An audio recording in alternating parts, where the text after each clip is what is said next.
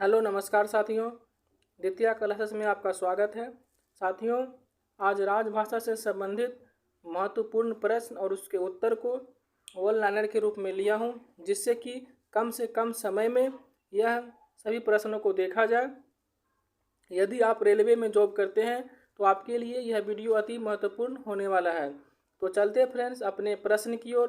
तो पहला प्रश्न है, राजभाषा के प्रयोजन के लिए देश को कितने क्षेत्रों में बांटा गया है? तो इसका सही उत्तर है 3 क्षेत्रों में, को, खो और गो क्षेत्र में। प्रश्न संख्या दूसरा है कि को क्षेत्र के अंतर्गत आने वाले राज्य और संघ शासित प्रदेश यानी केंद्र शासित राज्य कौन कौन से हैं? तो देखिए फ्रेंड्स, को क्षेत्र, खो क्षेत्र और गो क्षेत्र तीनों के अंतर्गत जो राज्य और केंद्र शासित राज्य दोनों आते हैं वो उन सभी राज्यों को वर्गीकृत किया हूँ। आप उन तीनों का स्क्रीनशॉट ले लीजिए, ठीक है, और उसे अच्छे से देख लीजिएगा। देखिए, प्रश्न संख्या को के अंतर्गत और खो और गो तीनों का आप स्क्रीनशॉट ले लीजिए। अब चलते हैं प्रश्न संख्या 5 की ओर। प्रश्न संख्या 5 कहता है, संघ की राजभाषा क्या है? तो संघ की राजभाषा देवनागरी लिपि में हिंदी लिखी है। ठीक। प्रश्न संख्या 6 है, संविधान के भाग 5 का कौन सा अनुच्छेद संसद के प्रयुक्त होने वाली भाषा से संबंधित है? तो इसका सही उत्तर है अनुच्छेद 120 से। प्रश्न संख्या 7 है, संविधान के भाग 6 का कौन सा अनुच्छेद विधानमंडल में प्रयुक्त होने वाली भाषा से संबंधित है? इस प्रश्न का सही उत्तर है अनुच्छेद 210 से। चलते हैं अब अगले प्रश्न यानी प्रश्न संख्या 8 है, संविधान के भाग 17 का संबंध किससे है? तो इसका सही उत्तर है संघ की राजभाषा से।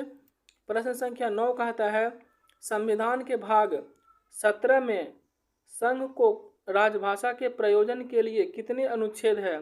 ठीक है, यानी प्रश्न कह रहा है संविधान के भाग 17 में संघ की राजभाषा के प्रयोजन के लिए कितने अनुच्छेद है? तो टोटल अनुच्छेद 9 है। और कब कहाँ से कहाँ तक है? तो 343 से लेकर के 351 तक है। प्रश्न संख्या 10 है कि राजभाषा अधिनियम 1963 कब पारित हुआ? इसका सही उत्तर है 10 मई 1963 को।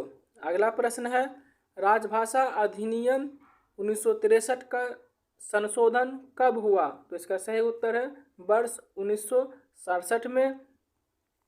अगला प्रश्न है, प्रत्येक वर्ष हिंदी दिवस कब मनाया जाता है? तो इसका सही उत्तर है 14 सितंबर को। फ्रेंड्स, मैं आप लोगों का टाइम बिल्कुल भी बहुत कम ले रहा हूं, है ना, जिससे कि आपका बहुत कम समय लगे। आप वीडियो पे अंत तक बने रहें, है ना। बहुत महत्वपूर्ण प्रश्न, जो भी महत्वपूर्ण प्रश्न है सभी को मैंने कवर किया हूँ।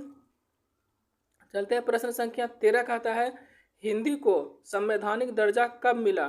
तो 14 सितंबर 1949 को, यानी इसका सही उत्तर है 14 सितंबर 1949 को। अगला प्रश्न है, अरुणाचल प्रदेश किस क्षेत्र में आता है तथा उसकी राजभाषा क्या है? तो देखिए, अरुणाचल प्रदेश ग क्षेत्र में आता है तथा उसकी राजभाषा अंग्रेजी और उर्दू भी है। ठीक है, वो भी आपको ध्यान रखना है। प्रश्न संख्या 15 है कि राजभाषा अधिनियम 1963 की धारा 3(3) कब प्रवृत्त हुई? तो इसका सही उत्तर है 26 जनवरी 1965 को। नेक्स्ट प्रश्न है यानी प्रश्न संख्या 16 है, राजभाषा अधिनियम 1963 की धारा 4 किससे संबंधित है? तो इस प्रश्न का सही उत्तर है संसदीय राजभाषा समिति के गठन से संबंधित है। प्रश्न संख्या 17 है, संघ की राजभाषा से संबंधित अनुच्छेद 343 से अनुच्छेद 351 का उल्लेख संविधान के किस भाग में है? तो इस प्रश्न का सही उत्तर है भाग 17 में। अब प्रश्न संख्या 18 देखते हैं क्या है, राजभाषा अधिनियम की धारा 7 का संबंध किसके साथ है? इस प्रश्न का सही उत्तर है उच्च न्यायालयों आदि के निर्णयों में हिंदी या अन्य राजभाषा के वैकल्पिक प्रयोग से संबंधित है। प्रश्न संख्या 19 है, राजभाषा अधिनियम 1963 की धारा 6 और 7 किस राज्य में लागू नहीं होती है? तो इस प्रश्न का सही उत्तर है जम्मू और कश्मीर में। अगला प्रश्न यानी 20वां नंबर प्रश्न है, किन किन राज्यों में उर्दू को राजभाषा के रूप में घोषित किया गया है? तो इस प्रश्न का सही उत्तर है आंध्र प्रदेश और बिहार में। प्रश्न संख्या 21 है, संविधान की 8वीं अनुसूची में सम्मिलित भाषाओं के नाम बताइए। तो ये सभी भाषा जो है आप याद कर लीजिएगा, नहीं भी याद कीजिएगा तो इतना इम्पोर्टेंट नहीं है ना, लेकिन याद कर लीजिएगा तो अच्छा रहेगा। कौन कौन सा देख लेते हैं एक बार। असमिया, उड़िया, उर्दू, कन्नड़, कश्मीरी, गुजराती, तमिल, तेलुगु, पंजाबी, बंगाली, मराठी, मलयालम, सिंधी, हिंदी, संस्कृत, मणिपुरी, नेपाली, कोंकणी, बोडो, संथाली, मैथिली और डोगरी। ठीक है, टोटल 22 भाषा है। तो अगला प्रश्न है, संविधान की 8वीं अनुसूची में कितने भाषाओं को अब तक शामिल किया गया है? तो इस प्रश्न का सही उत्तर है कितना? 22 भाषाओं को। देखते हैं अगला प्रश्न, राजभाषा अधिनियम 1963 क्यों पारित हुआ? तो इसका सही उत्तर है 1965 के बाद भी हिंदी के अलावा अंग्रेजी के प्रयोग को जारी रखने का प्रावधान करने के लिए। 24वां प्रश्न है, राजभाषा नियम कब पारित हुआ? तो इसका सही उत्तर है वर्ष 1976 में। 25 नंबर प्रश्न है, राजभाषा नियम का संशोधन कब हुआ? तो वर्ष 1987 में। 26 नंबर प्रश्न कहता है, राजभाषा आयोग का गठन कब हुआ था? तो इसका सही उत्तर है 7 जून 1955 को। प्रश्न संख्या 27 है, 1955 में गठित राजभाषा आयोग का नाम क्या था? तो उसका सही उत्तर है खेर आयोग। प्रश्न संख्या 28 कहता है, 1955 में गठित प्रथम राजभाषा आयोग के अध्यक्ष कौन थे? ये आपको ध्यान रखना है कि क्या प्रश्न क्या कहता है कि प्रथम राजभाषा आयोग के अध्यक्ष। ठीक है, तो इसका सही उस अध्यक्ष कौन थे? तो बम्बई राज्य के भूतपूर्व मुख्यमंत्री स्वर्गीय बाल गंगाधर खेर। ठीक है, या इसे आपको ध्यान रखना है। और 29 नंबर प्रश्न कहता है, राजभाषा आयोग की सिफारिशों पर विचार करने के लिए गठित समिति के प्रथम अध्यक्ष कौन है? तो इन दोनों प्रश्नों को आपको क्या करना है, ध्यान रखना है। इस प्रश्न का सही उत्तर है भूतपूर्व केंद्रीय गृह मंत्री स्वर्गीय गोविंद बल्लभ पंत। ठीक है, अब चलते हैं प्रश्न संख्या 30 की ओर। तो प्रश्न संख्या 30 कहता है, संविधान के अनुसार सांविधिक नियमों, विनियमों और आदेशों का अनुवाद कौन करता है? इस प्रश्न का सही उत्तर है विधि मंत्रालय। प्रश्न संख्या 31 है, संघ की शासकीय प्रयोजनों के लिए 1965 तक कौन सी भाषा मुख्य राजभाषा थी तथा कौन सी भाषा सहायक राजभाषा थी? तो इसका सही उत्तर है अंग्रेजी मुख्य राजभाषा थी तथा हिंदी सहायक राजभाषा थी। 32 प्रश्न है कि वर्ष 1973 में पहली बार गठित रेल हिंदी सलाहकार समिति के अध्यक्ष कौन थे? इस प्रश्न का सही उत्तर है स्वर्गीय ललित नारायण मिश्र थे। 33 नंबर प्रश्न है, वर्ष 1976 में गठित संसदीय राजभाषा समिति के अध्यक्ष कौन थे? ध्यान रखना है, प्रश्न क्या कहता है, वर्ष 1976 में गठित। ठीक है, कौन थे? तो तत्कालीन गृह मंत्री ओम मेहता थे। ठीक है, अब देखते हैं अगला प्रश्न यानी प्रश्न संख्या 34 क्या कहता है, रेलवे बोर्ड में पहली बार हिंदी सहायक के एक पद का सृजन कब हुआ था तथा किस शाखा के लिए हुआ था? तो इस प्रश्न का सही उत्तर है वर्ष 1952 में रेलवे बोर्ड की सामान्य शाखा के लिए। 35 नंबर प्रश्न है, रेल मंत्रालय का निरीक्षण संसदीय राजभाषा समिति को कौन सी उप समिति करती है? तो संसदीय राजभाषा समिति को दूसरी उप समिति करती है। प्रश्न संख्या 36 है, कार्यालयीन कामकाज हिंदी में करने के लिए रेलवे बोर्ड द्वारा लागू की गई योजना क्या है? यानी कार्यालय में जो हिंदी में काम कार्य करता है उसके लिए रेलवे बोर्ड द्वारा लागू की गई योजना का नाम क्या है? तो राजभाषा व्यक्तिगत नगद पुरस्कार योजना है। ठीक है, अब देखिए प्रश्न संख्या 37 हो गया, तो इससे 37 हो गया, 38 हो गया और 39 हो गया। ये सभी को आप देख लीजिएगा एक नज़र में, उतना इम्पोर्टेंट तो मुझे नहीं लगता है ना। आप इसे याद कर लीजिए, नोट कर लीजिए। ये 39 हो गया, फिर 40 हो गया, 41 हो गया, ये सब आपको देख लेना है। देखिए प्रश्न संख्या 42 देखते हैं। निजी प्रयत्नों में हिंदी भाषा परीक्षण उत्तीर्ण होने पर मिलने वाली एक मुश्त पुरस्कार की राशि क्या है? तो देखिए, जो प्रबोध होता है उनको 1600 रुपया दिया जाता है, प्रवीण को 1500 रुपया और प्राज्ञ जो होता है उनको 2400 रुपया दिया जाता है। प्रश्न संख्या 43 कहता है, निजी प्रयत्नों से हिंदी टकन परीक्षा उत्तीर्ण होने पर मिलने वाली एक मुश्त पुरस्कार की राशि क्या है? तो कितना है उसका? 1600 रुपया है। प्रश्न संख्या 44 है, निजी प्रयत्नों से हिंदी आशुलिपि परीक्षा उत्तीर्ण होने पर मिलने वाली एक मुश्त पुरस्कार की राशि क्या है? तो इसका सही उत्तर है 3000 रुपया। प्रश्न संख्या 45 है, केंद्रीय हिंदी समिति के अध्यक्ष कौन होते हैं? तो प्रधानमंत्री। तो प्रश्न संख्या जो 45 है इसे आप क्या करना है, नोट रख कीजिएगा, बहुत ही इम्पोर्टेंट प्रश्न है। और प्रश्न संख्या 46 भी है, वो भी अति महत्वपूर्ण प्रश्न है। इन प्रश्नों को आपको एकदम से आपको ध्यान रखना है। प्रश्न संख्या 46 कहता है, संबंधित मंत्रालय विभाग में हिंदी के प्रचार में प्रगति की समीक्षा किस समिति द्वारा की जाती है? इस प्रश्न का सही उत्तर है हिंदी सलाहकार समिति के द्वारा। अब प्रश्न संख्या 47 देखते हैं, वर्तमान संसदीय राजभाषा समिति का गठन कब हुआ? तो इस प्रश्न का सही उत्तर है जनवरी 1976 को। प्रश्न संख्या अब 48 देखते हैं क्या कहता है। देखिए प्रश्न संख्या 48 है, संसदीय राजभाषा समिति में कितने सदस्य हैं?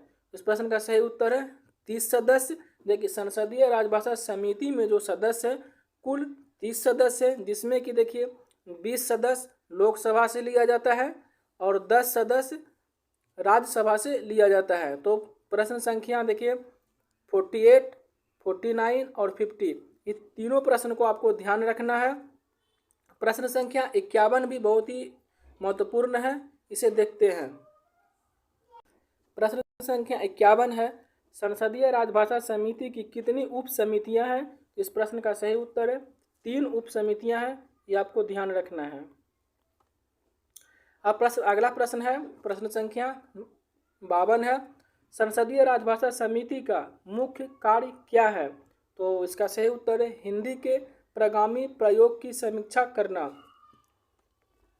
प्रश्न संख्या 53 है, नगर राजभाषा क्रियान्वयन समिति के अध्यक्ष कौन होते हैं? इस प्रश्न का सही उत्तर है नगर समिति केंद्र सरकार के कार्यालय के वरिष्ठतम अधिकारी।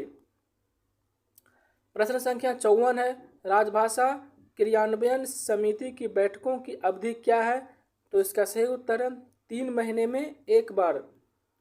प्रश्न संख्या 55 है, नगर राजभाषा क्रियान्वयन समिति को बैठकों की अवधि क्या है? तो इस प्रश्न का सही उत्तर है 6 महीने में एक बार होता है। ठीक, तो देख लीजिए क्या है, अगर नगर राजभाषा रहेगा तो देखिए राजभाषा का है तो 3 महीने में है, नगर राजभाषा रहेगा तो 6 महीने में होगा। ठीक है, ये 55 प्रश्न संख्या 54 और 55 ये आप ध्यान दे दीजिएगा। प्रश्न संख्या 56 कहता है, राजभाषा का वार्षिक कार्यक्रम कौन तैयार करता है? तो इस प्रश्न का सही उत्तर है राजभाषा विभाग गृह मंत्रालय करता है। प्रश्न संख्या 57 है कि केंद्र सरकार के कर्मचारियों के लिए, इसे आप ध्यान दीजिएगा, यहाँ पे क्रेन लिखा गया है, यहाँ पर होगा केंद्र। ठीक है, तो केंद्र सरकार के कर्मचारियों के लिए निर्धारित हिंदी पाठ्यक्रम कौन कौन है? तो देखिए कौन कौन सा है, प्रबोध, प्रवीण और प्राज्ञ पाठ्यक्रम है। ठीक है, अब चलते हैं अगले प्रश्न पे। अगला प्रश्न है, हिंदी शिक्षण योजना के अंतर्गत निर्धारित हिंदी पाठ्यक्रम की परीक्षाएं वर्ष में कितनी बार ली जाती है? तो इस प्रश्न का सही उत्तर है वर्ष में 2 बार ली जाती है। अगला प्रश्न है हिंदी प्रबोध, प्रवीण और प्राज्ञ पाठ्यक्रम की अवधि क्या है?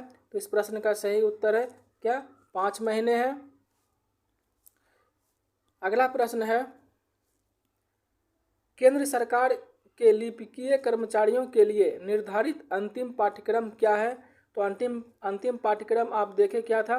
तो प्राज्ञ था। तो इस प्रश्न का सही उत्तर क्या है? प्राज्ञ पाठ्यक्रम। प्रश्न संख्या 61 है कि हिंदी पाठ्यक्रमों में प्रशिक्षण के लिए केंद्र सरकार के कर्मचारियों को कौन सी प्रशिक्षण सुविधाएं उपलब्ध है? इस प्रश्न का सही उत्तर है नियमित, गहन, पत्राचार और प्राइवेट। प्रश्न संख्या 62 है नियमित हिंदी भाषा पाठ्यक्रमों की परीक्षाएं किस किस महीने में ली जाती है? तो देखिए प्रत्येक वर्ष मई और नवंबर महीने में इसकी परीक्षा ली जाती है। प्रश्न संख्या 63 है नियमित हिंदी भाषा पाठ्यक्रमों का सत्र किस किस महीने में आरंभ होता है? तो देखिए आरंभ होता है जनवरी और जुलाई महीने में। अगला प्रश्न है मातृभाषा के आधार पर केंद्रीय कर्मचारियों को कितनी कोटियों में वर्गीकृत किया गया है? तो देखिए इसे 4 कोटि में वर्गीकृत किया गया है, को, खो, गो और घो। ठीक है, देखिए मातृभाषा के अनुसार कोटि को में वर्गीकृत कर्मचारी कौन है? इसे देख लीजिएगा। जिनकी मातृभाषा हिंदी या हिंदुस्तानी या उसकी बोली है वो को क्षेत्र में आता है, और खो क्षेत्र में जो है जिनकी मातृभाषा उर्दू, पंजाबी, कश्मीरी हो गया, ये सब आपको ध्यान दे देना है। अगला प्रश्न है सामान्य कार्य के अतिरिक्त राजभाषा क्रियान्वयन समिति का कार्य देखने वाले कर्मचारी को प्रतिमाह कितना मानदेय दिया जाता है? तो इस प्रश्न का सही उत्तर है 300 रुपया प्रतिमाह है। अगला प्रश्न है मातृभाषा के अनुसार कोटि गो में वर्गीकृत कर्मचारी कौन कौन है? देखिए जिनकी मातृभाषा मराठी, गुजराती, बंगाली, उड़िया, असमिया और सिंधी है। ठीक है, तो जिस जिस राज्य में आप जॉब करते हैं रेलवे में, आप है ना, उस राज्य में जो कि भाषा है इस प्रश्न किस क्षेत्र में आता है, क, खो, गो, घो, आप उसे देख लीजिएगा, अब उसे ध्यान रखिए कम से कम। अगला प्रश्न है यानी प्रश्न संख्या 69 है मातृभाषा के अनुसार कोटि घ में वर्गीकृत कर्मचारी कौन है? तो देखिए जिनकी मातृभाषा दक्षिण भारतीय भाषा या फिर अंग्रेजी हो। ठीक है, अगला प्रश्न है रेलवे बोर्ड की राजभाषा व्यक्तिगत नगद पुरस्कार योजना के अंतर्गत पूर्व मध्य रेल में कितने अधिकारियों कर्मचारियों को पुरस्कृत किया जाता है? देखिए यह प्रश्न तभी इम्पोर्टेंट हो जाता है जब आप पूर्व मध्य रेलवे में जॉब कर रहे हों। ठीक है, तो इस प्रश्न का सही उत्तर कितना है? 4 है। बाकी को उतना ध्यान नहीं है लेकिन जो पूर्व मध्य रेलवे में जॉब कर रहा है उसके लिए यह महत्वपूर्ण प्रश्न हो जाता है। अगला प्रश्न है सामूहिक नगद पुरस्कार योजना के अंतर्गत मुख्यालय को दी जाने वाली पुरस्कार की राशि क्या है तथा कितने कर्मचारियों में वितरित किया जाता है? देखिए इस प्रश्न का सही उत्तर है 9,000 रुपया टोटल दिया जाता है और उसे 6 कर्मचारियों के बीच में बराबर बराबर भाग में वितरित कर दिया जाता है। प्रश्न संख्या 72 है सामूहिक नगद पुरस्कार योजना के अंतर्गत किसी मंडल को दी जाने वाली पुरस्कार की राशि क्या है तथा कितने कर्मचारियों में वितरित की जाती है? देखिए राशि है 6,000 रुपया और इसे 5 कर्मचारियों में बराबर बराबर वितरित कर दिया जाता है। प्रश्न संख्या 73 कहता है कि सामूहिक नगद पुरस्कार योजना के अंतर्गत किसी कारखाना को दी जाने वाली पुरस्कार की राशि क्या है तथा कितने कर्मचारियों में वितरित की जाती है? देखिए इस प्रश्न का सही उत्तर है कितना? 4,000 रुपया है और इसे 5 कर्मचारियों में बराबर बराबर दिया जाता है। प्रश्न संख्या 74 है नाम, पदनाम तथा साइन बोर्ड को किस भाषा क्रम में प्रदर्शित किया जाना चाहिए? ठीक है, या फिर प्रदर्शित किया जाता है। तो इस प्रश्न का सही उत्तर हो जाएगा पहला जो होता है वो प्रादेशिक भाषा होता है, दूसरे नंबर पर हिंदी आ जाता है, तीसरे नंबर पर अंग्रेजी आता है। देखते हैं अब अगला प्रश्न यानी 75 नंबर रबर की मोहरों को किस भाषा क्रम में तैयार किया जाता है? इस प्रश्न का सही उत्तर है हिंदी अंग्रेजी द्विभाषी रूप में, एक लाइन हिंदी और एक लाइन अंग्रेजी में। ठीक है, यानी पहले हिंदी लिया जाता है, उसके बाद अंग्रेजी। प्रश्न संख्या 76 है, 8वीं अनुसूची में शामिल विदेशी भाषा कौन सी है? तो आपको मालूम था विदेशी भाषा कौन सी, नेपाली जो है वह नेपाल का है। अगला प्रश्न है 77 नंबर कि मंडल रेल कार्यालय की राजभाषा कार्यान्वयन समिति के अध्यक्ष कौन होते हैं? तो इसका अध्यक्ष कौन होते हैं? तो मंडल रेल प्रबंधक। अगला प्रश्न है एकमुश्त पुरस्कार के लिए कौन अहक होंगे, यानी कौन जिम्मेदार होंगे? तो ऐसे कर्मचारी जो हिंदी परीक्षा प्राइवेट तौर पर पास करते हैं। अगला प्रश्न 79 है कि स्टेशन उद्घोषणाओं को किस भाषा क्रम में करना है? तो देखिए, तो सबसे पहले जो वहाँ का प्रादेशिक भाषा है वो रहेगा, उसके बाद हिंदी रहेगा, उसके बाद तीसरे नंबर पे अंग्रेजी आ जाता है। इसी क्रम में कोई भी स्टेशन का जो नाम रहेगा इसी तरह से रहता है। अगला प्रश्न कहता है हिंदी वार्तालाप पाठ्यक्रम में परीक्षण पाने के कौन योग्य होते हैं? तो इस प्रश्न का सही उत्तर है ओपन लाइन के सभी कर्मचारी जो आम जनता से सीधे संपर्क करते हैं, उसमें कि चतुर्थ श्रेणी का कर्मचारी है वो भी शामिल है।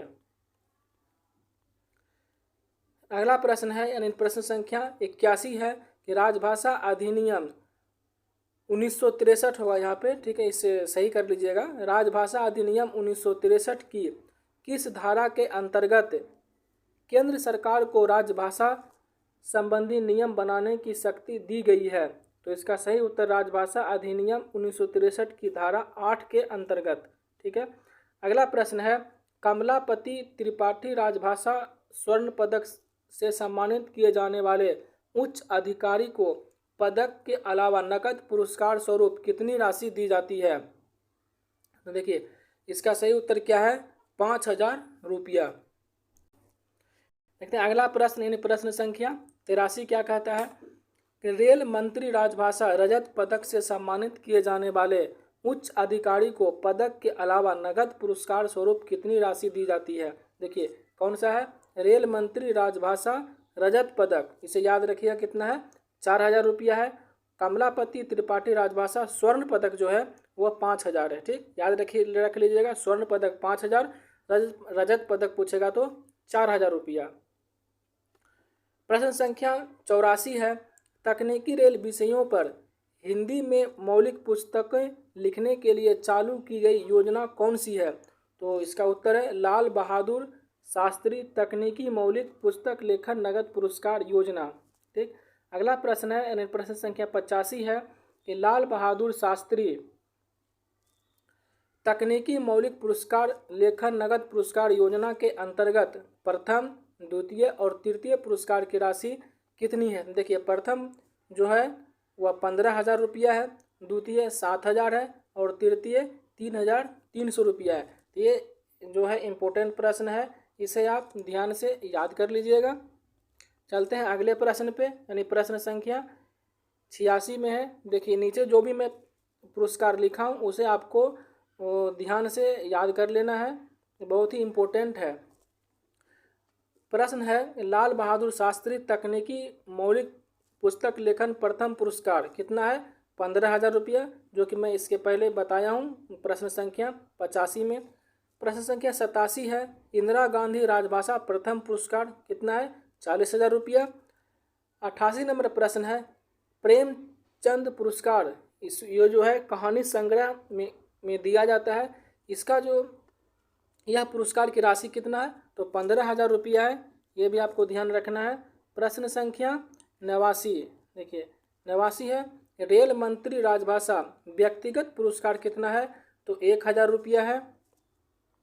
और 90 नंबर प्रश्न है जो कि इस वीडियो का लास्ट प्रश्न है, कहता है रेल मंत्री हिंदी निबंध प्रतियोगिता पुरस्कार जो है वह कितना है?